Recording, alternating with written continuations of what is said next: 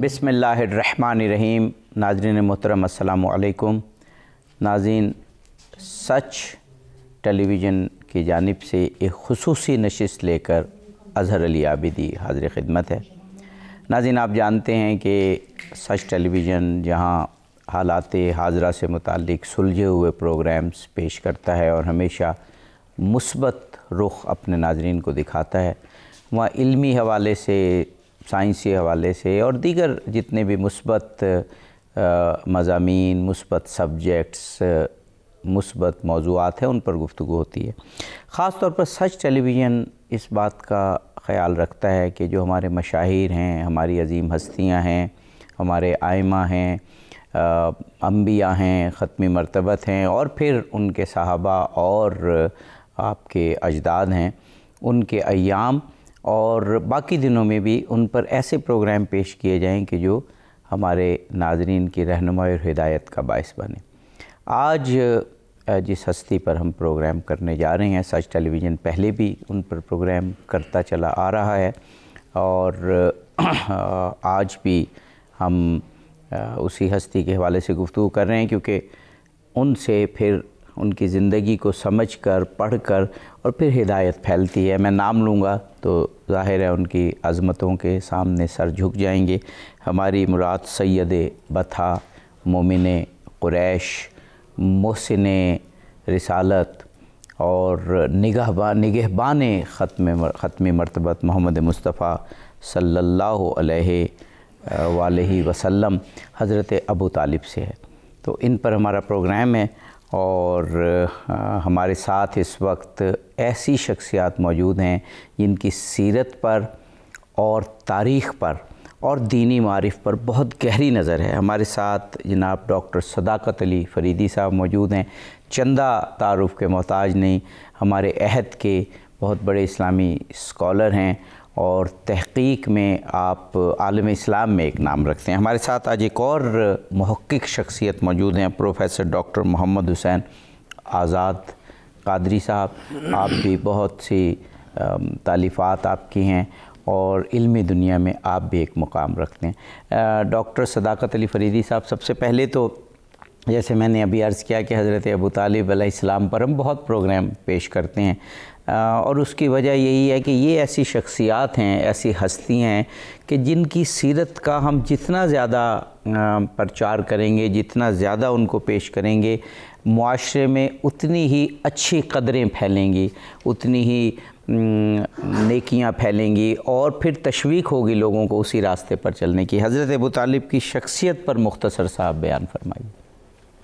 बिस्मिल्लाहिर्रहमानिर्रहीम। अब्दी साहब, अल्लाह आपको सलामत रखे। हज़रत अबू तालिब अलैहिस्सलाम को किसी तशख़्ख़ुस के तसव्वुर में पेश करना उनकी हुर्मत के साथ इंसाफ नहीं है। सही। वो अल्लाह का एतमाद हैं। वाह वाह वाह वाह। और बक़ाए दीन की ज़मानत हैं। सुभान अल्लाह। उनके किरदार की शफ़ाफ़ियत, उनकी अखलाक़ी हुर्मतें और रसूलुल्लाह सल्लल्लाहु अलैहि वसल्लम की ज़ात वाला सिफ़ात के साथ वफ़ा और एसार के जो नक़ूश मोहब्बत हैं, आज वो उम्मत के लिए रोशनी हैं। क़बल इसके कि मैं उनकी किसी शख्सी रूहानी अखलाक़ी पहलू पर गुफ्तगू करूँ, दरअसल जिस किरदार का तयन उन्होंने कर दिया है, क़यामत तक वो किरदार बक़ाए दीन की ज़मानत है। बेशक। और इफ़ाए अहद में और ईसार और वफ़ा में वो इस कदर आगे हैं। जनाब इब्राहीम अलैहिस्सलाम को ये टाइटल दिया गया था कि जब उन्हें आज़माइशों से गुजारा गया तो उनको कायनात भर के लोगों का इमाम बनाया गया। बेशक। तो ये उनका ज़माना था, उनका तक़द्दुस और उनका एहतराम था। लेकिन मैं समझता हूँ उनकी ज़ात के बाद अगर किसी ने अज़मत वफ़ा में इंतहा देखनी है, अज़मत एसार में इंतहा देखनी है और दीन के साथ गहरी मोहब्बत का किसी ने नक्श अव्वल देखना है, तो उसे हज़रत अबू तालिब अलैहिस्सलाम कहते हैं। वाह वाह वाह, सुभान अल्लाह। उनकी ज़िंदगी का हर लम्हा मैं ये समझता हूँ उम्मत पर कर्ज़ भी है और एहसान भी है। वाह वाह वाह। और ये वो शख्सियत हैं जिन पर खुदाए ज़ुल जलाल ने खुदा होकर एतमाद फरमाया है। रिसालत पनाह आलम सल्लल्लाहु अलैहि वसल्लम ने रसूल होकर एतमाद फरमाया है और इस बात का ख़ुद इज़हार फरमाया है कि जब तक जनाब अबू तालिब अलैहिस्सलाम का साया आतफ़त मेरे सर पर रहा, तब तक कुफ़र को एक लम्हा के लिए भी ऐसी हिम्मत नहीं हुई कि वो दस्तंदाजी कर सकें یا دین کے خلاف کوئی اقدامات کر سکیں۔ بے شک۔ حضرت ابو طالب علیہ السلام محض صرف صاحب عظیمت نہیں تھے، بلکہ وہ صاحب اخلاق اور صاحب کردار بھی تھے۔ بالکل۔ ان کے اخلاق اور کردار کی اتنی بڑی حرمت تھی کہ اتنے بڑے کفار جو اونٹنیوں کی مینگنیاں گن لیتے ہیں، تو کیا انہیں ابو طالب علیہ السلام کے لمحات حیات یاد نہیں ہیں؟ صحیح بات۔ تو ظاہر ہے اگر حضرت ابو طالب علیہ السلام کی کردار کی شفافیت میں کہیں 1 سینٹی میٹر کا بھی کوئی داغ ہوتا تو اس کی نشاندہی ضرور کرتے۔ کیا بات ہے، واہ واہ، بڑی وجہ یہ ہے خدا کے انتخاب کی حرمت پر قربان جائیں کہ رسالت پناہ عالم صلی اللہ علیہ وآلہ وسلم کی ذات کے ساتھ جس وجود کو وابستہ کیا ہے، پہلے اس وجود کی طہارت کو اپنے کمال قدرت کے ساتھ مکمل کیا ہے، تاکہ میرے محبوب صلی اللہ علیہ وسلم کی دین کی حرمتوں کی بقا کے لیے جس نے کردار دینا ہے وہ پہلے خود صاحب کردار ہو۔ اگر وہ صاحب کردار نہیں ہوگا تو اس کے کردار پر بھی انگلی اٹھ سکتی ہے۔ تو لہذا حضرت ابو طالب علیہ السلام کی ذات والا صفات کا یہ تشخص، یہ تقدس کہ آپ صرف کفیل رسول ہیں، آپ صرف وکیل رسول ہیں، یہ تو ہے ہی صحیح، لیکن ان کی حرمت کردار نبی کریم صلی اللہ علیہ وسلم کے نبوت کے مقام کے لیے ایک دلیل بھی ہے۔ جی، سبحان اللہ، سبحان اللہ، سبحان اللہ۔ پروفیسر ڈاکٹر محمد حسین آزاد صاحب، آپ سے میرا سوال ہے کہ حضرت ابو طالب کی اس عظمت پر، آپ کی خدمات پر، آپ کی سیرت پر بہت تحقیقی کام ہوا ہے۔ یہ تحقیقی کام کب شروع ہوا، کتنا ہے اور یہ کتنا ضروری ہے؟ خود ماشاءاللہ میں آپ کی کتاب دیکھ رہا ہوں، بڑا خوبصورت اس کا ٹائٹل ہے اور بڑی محبت سے آپ نے کتاب لکھی، سید بطحہ حضرت ابو طالب علیہ السلام۔ تو تحقیقی کام کب سے شروع ہوا، اس کی اہمیت کیا ہے اور یہ کتنا کام ہوا اور کتنا ضروری ہے یہ کام؟ بسم اللہ الرحمن الرحیم۔ دیکھیں، اگر ہم صحابہ کے دور میں جاتے ہیں تو آپ سیدنا علی کرم اللہ وجہ الکریم کے دور کو ہی لے لیں کہ معاویہ بن ابی سفیان اس قدر مخالفت کے باوجود کبھی بھی کہیں بھی کسی جگہ پہ ایک جملہ نہیں پڑھیں گے کہ ان کے والد کے بارے میں انہوں نے کہا ہو کہ وہ کافر تھے۔ صحیح، یعنی یہ آپ کو نہیں ملے گا۔ اب یہ چلتا ہے، یہ بڑی اہم بات ہے۔ جی جی، سیدنا علی کو سب کچھ کہا گیا، لیکن یہ نہیں کہا گیا، کہیں بھی آپ کو ملے گا کہ آپ کے والد تو کافر تھے۔ اب جب یہ دور ختم ہوتا ہے، خلفائے راشدین کا دور ختم ہوتا ہے، حضرت امام حسن بڑی باتیں کرتے ہیں ان کے ساتھ نسب پر، حسب پر، لیکن ان کو کبھی یہ توفیق نہیں ہوئی کہ ان کے حسب اور نسب پر بات کر سکیں۔ انہوں نے کبھی یہ نہیں کہا۔ اب یہ جب اموی دور آتا ہے، ان کا جتنا دور بھی بنتا ہے، بہرحال 80 سے 90 برس بعد 91 برس لکھا ہے، اس دور میں یہ سب کچھ گھڑا گیا ہے۔ کیوں گھڑا گیا ہے؟ اس لیے کہ اہل بیت کے ساتھ اس قدر محبت کرتے تھے لوگ، ان کے دل سے اہل بیت کی محبت اور عقیدت نکالنے کے لیے انہوں نے یہ سب و شتم کا سلسلہ بھی شروع کیا، یہ ممبر و محراب پر بھی شروع کر دیا، جو لکھنے والے تھے لکھنے والوں کو ساتھ ملایا، جو مورخ تھے مورخین کی خدمات لیں، مفسرین کی، محدثین کی خدمات لیں۔ تو آپ کے سامنے ہے کہ پہلی کتاب جو تاریخ کی آئی تھی وہ بھی اپنا معاویہ بن ابی سفیان نے لکھوائی تھی۔ اب اموی دور میں اس قدر احادیث وضع کی گئیں، موضوع احادیث گھڑی گئیں کہ اس میں آ گیا کہ حضرت سیدنا ابو طالب علیہ السلام جو ہے معاذ اللہ یہ کافر ہیں۔ اب یہ امام بخاری علیہ رحمہ کی جو ایک حدیث کا سہارا لیتے ہیں جو حضرت مسیب بن حزن سے روایت کی گئی ہے، اب آپ دیکھیں، غور کریں کہ مسیب بن حزن جو ہے نہ اس وقت مسلمان ہے، نہ اس وقت وہ وہاں موجود ہے، اور یہ مخزومی قبیلے کا ابو جہل کے قبیلے سے تعلق رکھتا ہے، اور اس کی روایت کو اپنا قبولیت دے دیتے ہیں۔ لیکن ان کی جگہ حضرت عباس جو ہے، حضرت عباس رضی اللہ تعالیٰ عنہ موجود ہیں، اور وہ عرض کرتے ہیں، یا رسول اللہ، واللہ جو کلمہ آپ نے میرے بھائی کو کہا انہوں نے پڑھ لیا ہے۔ اب جناب یہ جو ارباب فن ہیں، فن رجال کے جو علماء ہیں، اب اس پہ بحث کرتے ہیں، وہ کہتے ہیں کہ اگر اپنا حضرت عباس جو ہیں وہ مسلمان ہوتے تو ہم ان کی اس روایت کو قبول کر لیتے، لیکن چونکہ وہ مسلمان نہیں ہیں اس لیے ہم ان کی روایت کو قبول نہیں کرتے۔ اب ان کے مقابلے میں مسیب بن حزن کو دیکھیں، جی کیا وہ مسلمان ہیں؟ ہمیں ڈاکٹر صاحب ایک وقفہ لینا ہے، وقفے کے بعد یہیں سے آپ کی بات کو ہم متصل کریں گے۔ ناظرین پروگرام میں ایک وقفہ ہے، ہمارے ساتھ رہیے۔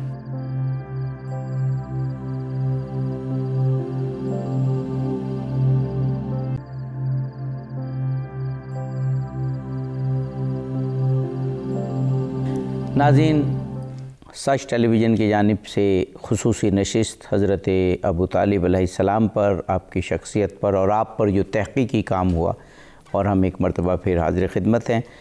ڈاکٹر صداقت علی فریدی صاحب موجود ہیں، پروفیسر ڈاکٹر محمد حسین آزاد صاحب موجود ہیں۔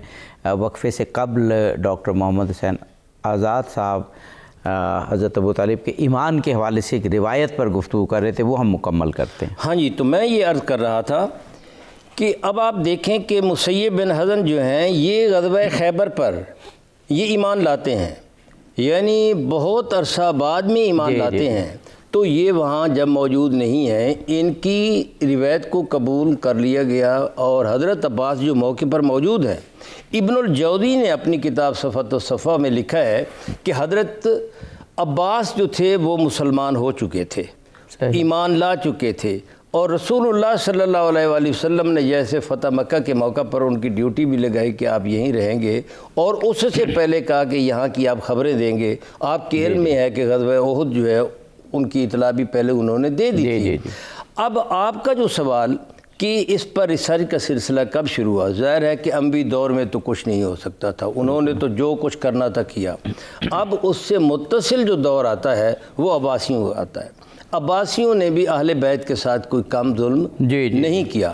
اب ان کا ایک طویل دورانیہ ہے، اس دورانیے میں آپ کہیں بھی نہیں دیکھیں گے کہ ان کی تحقیق کی گئی ہو یا ان پر کوئی ایسا کام کیا گیا ہو۔ اب جو میری نظر سے گزرا ہے وہ جو صحیح کام سٹارٹ میں باقاعدہ جو شروع کیا ہے وہ جلال الدین سیوطی علیہ رحمہ نے کیا ہے، جنہوں نے مسلسل 6 رسالے جو ہیں وہ لکھے اور ان کے ایمان کو سامنے لے آئے۔ اب اس سے پہلے کتابیں 8ویں صدی میں بھی لکھی گئی ہیں، 9ویں صدی میں بھی لکھی گئی ہیں، لیکن ان میں ابوین کریمین میں باب باندھا گیا ہے۔ ان میں میں نے کتابیں جو ہیں 11-12 اس میں نے اپنی کتاب میں حوالے دیے ہیں کہ یہ 11-12 کتابیں جو ہیں جو سب سے پہلی کتاب لکھی گئی تھی اس کی اشاعت نہیں ہو سکی، لیکن 11-12 کتابیں جو ہیں وہ آ چکی تھیں، لیکن ان تمام کتب میں ان میں ابوین کریمین کے ساتھ ہی ایک باب باندھا گیا تھا۔ اب جلال الدین سیوطی علیہ رحمہ نے سب سے پہلے جو ہے ایمان ابی طالب پر بات کی ہے، صحیح، اور اس کے بعد جو کتابیں آئی ہیں تو وہ اس میں بھی انہوں نے پھر تذکرہ شروع کر دیا۔ اب برے صغیر میں کب شروع ہوا؟ جب ادھر یہ سلسلہ شروع ہوا، اور جلال الدین سیوطی کا دور بھی 10ویں صدی کا بنتا ہے، 911 میں غالباً ان کی۔ اب وہاں سے چلا تو یہاں شیخ محقق حضرت عبدالحق محدث دہلوی علیہ رحمہ جو ہیں انہوں نے اپنی کتاب اشہۃ اللمعات میں ایک باب باندھا جس میں لکھا کہ حضرت سیدنا شیخ سیدنا ابو طالب علیہ السلام جو ہیں ایمان لائے بغیر اس دنیا سے رخصت نہیں ہوئے، انہوں نے ان کے ایمان پر باقاعدہ گفتگو کی۔ اب مزے کی بات یہ ہے کہ یہ جو ابو الکلام آزاد ہیں، ابو الکلام آزاد کے جو والد تھے وہ کیا نام ہے ان کا، خیوری دہلوی علیہ رحمہ جو ہے، خیر الدین غالباً خیر الدین دہلوی ہے ان کا نام۔ تو یہ اس وقت مدینہ میں رہ رہے تھے، مدینہ میں ان کی شادی ہوئی بطری کی بھانجی سے، اور یہ وہاں سے مکہ شفٹ ہو گئے، مکہ میں مدرس رہے۔ زینی دہلان جو ہے وہ بھی اس وقت وہاں موجود تھے، وہ مفتی تھے۔ اب انہوں نے کتاب لکھی زینی دہلان نے، ان سے پہلے جو باقاعدہ کتاب زینی دہلان نے تو ترجمہ کیا تھا علامہ برزنجی کی بغیت الطالب کا، سب سے پہلی کتاب جو باقاعدہ اگرچہ یہ ضخامت میں چھوٹی کتاب ہے لیکن یہ کمال کی کتاب ہے، کمال کی احادیث کے حوالے سے، قرآن کے حوالے سے اور اقوال کے حوالے سے علامہ برزنجی علیہ رحمہ نے گفتگو کی ہے کہ سیدنا ابو طالب علیہ السلام جو ہیں وہ مسلمان تھے۔ بعض جگہ کتمان بھی لکھتے ہیں۔ یہ کس زبان میں ہے کتاب؟ عربی میں ہے۔ یہ برزنج جو ہے یہ عراق کا علاقہ ہے، اس نسبت سے یہ برزنجی کہلاتے تھے، اور رسول اللہ صلی اللہ علیہ وسلم کے حضور یہ پیش کی تھی، یا رسول اللہ اگر یہ صحیح ہے، درست ہے، تو اجازت ملے گی تو میں اس کو شائع کرا دوں گا، اور یہ وہ کتاب ہے جو اجازت ملنے پر یہ شائع ہوئی تھی۔ اب اس کا ترجمہ جو ہے اسن المطالب کے حوالے سے زینی دہلان علیہ رحمہ نے کیا، یہ بھی سید ہے۔ زینی دہلان سے متاثر ہو کر علامہ خیوری نے کتاب یہ لکھی، اور یہ عقائد خیوری کے نام سے کلکتہ سے چھپی 1906 میں۔ 1906 میں جب یہ کتاب چھپتی ہے تو جناب اعلیٰ حضرت احمد رضا خان بریلوی جو ہیں ان کے مقابلے میں یہ سب سے پہلے برِ صغیر میں میری تحقیق کے مطابق یہ ہے کہ سب سے پہلے ایمان ابو طالب کے رد میں جو کتاب آئی ہے باقاعدہ وہ اعلیٰ حضرت احمد رضا بریلوی نے کی ہے۔ اب یہ کتابیں جب آتی ہیں، جب آئی تو اس کا کوئی خاص رد عمل میں خاص کتابیں نہیں لکھی گئی، لیکن الحمدللہ یہ جو 20ویں صدی ہے، 20ویں صدی میں یہ شعور بیدار ہوا، اور پھر یہ 21ویں صدی تو ہم سمجھتے ہیں کہ یہ سیدنا ابو طالب علیہ السلام کی صدی ہے، اور انشاءاللہ یہ چلے گی۔ وہ جیسے جوش ملی آبادی نے کہا تھا نا کہ انسان کو بیدار تو ہو لینے دو، ہر قوم پکارے گی ہمارے ہیں۔ یہ سیدنا ابو طالب نے ان کی خدمات، ان کی یہ جو نگہبانی ہے، یہ تو بہت کمال کی ہے۔ انہوں نے جو حیرت کی بات ہے کہ انہوں نے جو کمانڈو ہوتے ہیں، کمانڈو جو انہوں نے مقرر کیے تھے سیدنا ابو طالب نے مکہ میں، جب آیت کریمہ مدینہ میں نازل ہوتی ہے تو اس وقت رسول اللہ صلی اللہ علیہ وسلم نے کمانڈو جو ہیں ان کے ارد گرد سے ہٹائے ہیں، ادروائز یہ رہے ہیں، یہ انہی کے دیے ہوئے ہیں۔ اور اس میں جو ان کے 8 برس نکال لو تو جو 42 برس ہیں، 42 برس انہوں نے خدمت ہی خدمت کی ہے، وفا ہی وفا کی ہے، ایثار ہی ایثار کیا ہے۔ حیرت کی بات یہ ہے کہ ایک بات ابن جوزی نے ہی لکھی ہے کہ وہ کہتا ہے کہ میں دلیل دیتا ہوں اس بات کی کہ جب رسول اللہ صلی اللہ علیہ وسلم عقبہ اولیٰ میں گئے تو ایک ہاتھ اپنا ایک گھاٹی پہ حضرت ابوبکر صدیق رضی اللہ تعالیٰ عنہ کو کھڑا کیا، دوسری گھاٹی پہ سیدنا علی کرم اللہ وجہ الکریم کو کیا، حضرت عباس کا بازو پکڑا اور بازو پکڑ کر گفتگو کے لیے لے گئے، اور حضرت عباس جب گفتگو کر رہے تھے تو ایک کی آواز اونچی ہوتی ہے، اور حضرت عباس فرماتے ہیں کہ خبردار تمہیں معلوم ہونا چاہیے کہ تمہارے درمیان اللہ کا نبی موجود ہے، اگر کسی کی آواز اونچی ہوئی تو میں اس کا سر قلم کر دوں گا۔ اب آپ دیکھیں کہ اگر رسول اللہ صلی اللہ علیہ وسلم کے چچا مسلمان نہیں ہوتے تو کیوں لے جاتے؟ حضرت ابوبکر صدیق کو کیوں نہیں لے گئے؟ حضرت علی کو کیوں نہیں لے گئے؟ اچھا، ہمیں ڈاکٹر صاحب وقفہ لینا ہے، وقفے کے بعد انشاءاللہ گفتگو جاری رہے گی۔ حضرت ابو طالب علیہ السلام کی شان اور عظمت پر یہ پروگرام، ہم جلدی واپس آتے ہیں۔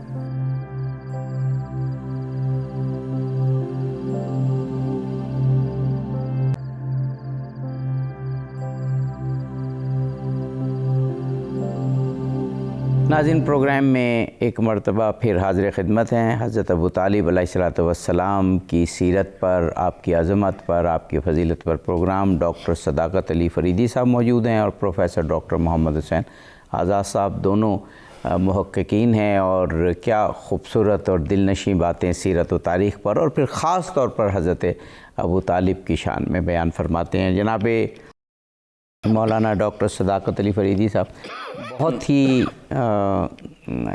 اسناد کے ساتھ، بڑی لاجک کے ساتھ اور پوری کمانڈ کے ساتھ حضرت ابو طالب علیہ السلام پر جو محققین نے کام کیا، جناب پروفیسر صاحب نے بتایا، آپ اس میں کچھ اضافہ کرنا چاہیں گے؟ بسم اللہ الرحمن الرحیم۔ عبدی صاحب، گزارش یہ ہے کہ سید بطحہ افضل البشر بعد الانبیاء حضرت ابو طالب علیہ السلام کی ذات والا صفات قرون اولیٰ میں زیر بحث ہی نہیں رہی.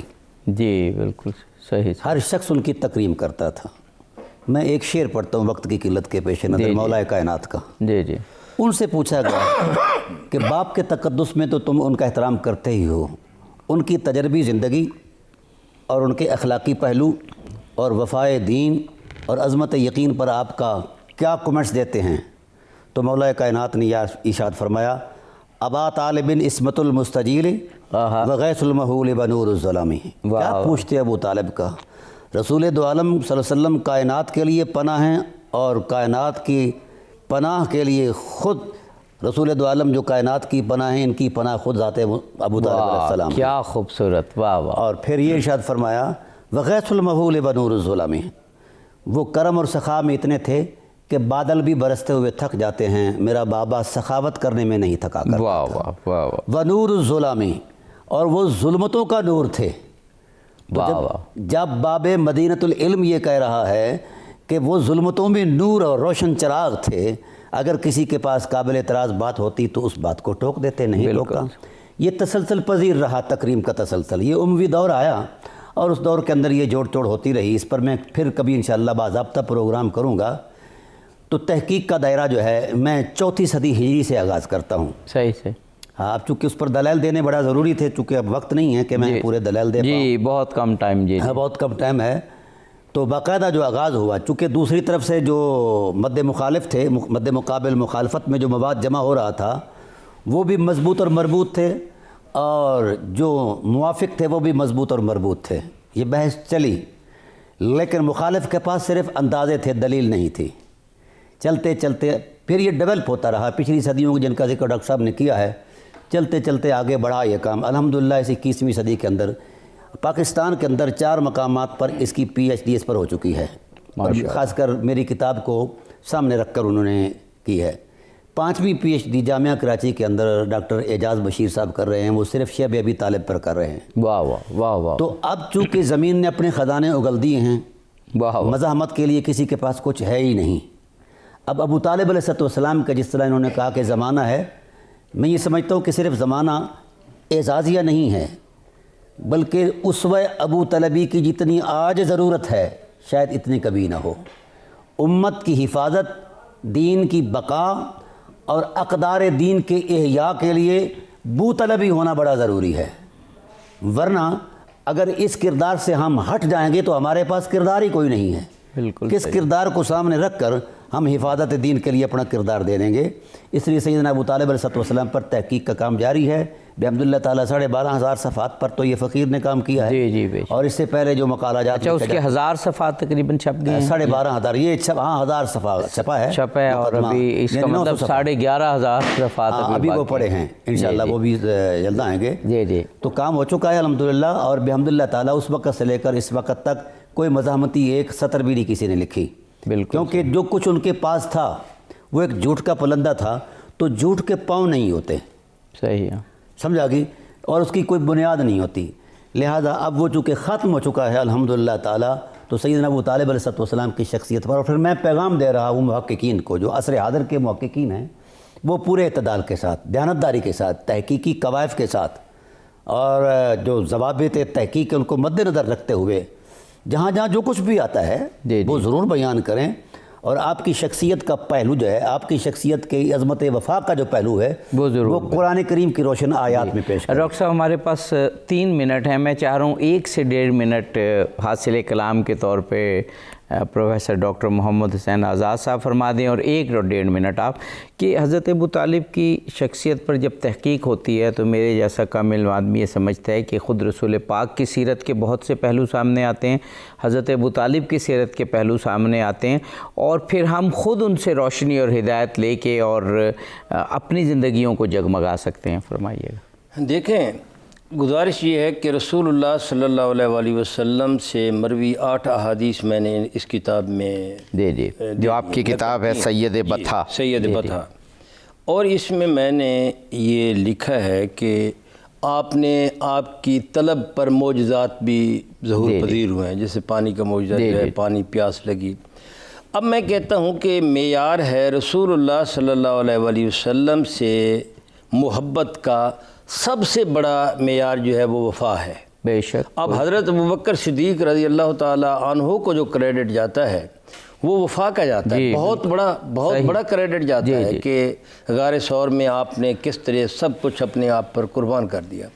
اب آپ ادھر سیدنا ابو طالب کو اگر دیکھتے ہیں، شیب ابی طالب میں موجود ہیں، اپنے بستر پر حضرت علی کو لٹا دیتے ہیں، اوروں کو، بھتیجوں کو، بھانجوں کو، اوروں کو لٹا دیتے ہیں، لیکن رسول اللہ صلی اللہ علیہ وآلہ وسلم کو کسی قسم کی کوئی شک نہیں ہے، کوئی تکلیف نہ ہو۔ تو اب یہ 42 سالوں میں اگر وفا کے معیار کو دیکھیں گے تو کون سا صحابی ہے جو حضرت ابو طالب کے سامنے آ کر ایسی بات آ سکتی ہے؟ ڈاکٹر صاحب اسی بات پر آپ کی ان خوبصورت باتوں پر ہم پروگرام کا اختتام کرتے ہیں۔ افسوس کہ ٹائم ختم ہو گیا، آپ ایسے علم کے خزانے ہمارے پاس موجود ہوں تو جتنا بھی ٹائم وہ کم ہی لگے گا۔ انشاءاللہ مزید پروگرام آپ سے وعدہ رہا کریں گے۔ ڈاکٹر صداقت علی فریدی صاحب، پروفیسر ڈاکٹر محمد حسین آزاد صاحب، بے حد شکریہ کہ آپ تشریف لائے۔ ناظرین، کسی معاشرے کی ترقی کا راز تحقیق ہوتی ہے اور اپنے مشاہیر کی سیرت کو سمجھنا ہوتا ہے، یہ دونوں چیزیں ضروری ہیں، تبھی ہم آگے بڑھ سکتے ہیں۔ حضرت ابو طالب علیہ السلام کی زندگی ایک ایسا روشن مینار ہے کہ اگر ہم آپ کی عظمت کو، آپ کی فضیلت کو سمجھ سکیں تو ہمیں ختم مرتبت کی سیرت اور فضیلت بھی سمجھ آئے گی، اور ہم اپنے کردار کے ذریعے اس دنیا میں روشنی پھیلا سکیں گے، ہدایت پہنچا سکیں گے۔ اظہر علی عابدی کو اجازت دیجیے، فی امان اللہ۔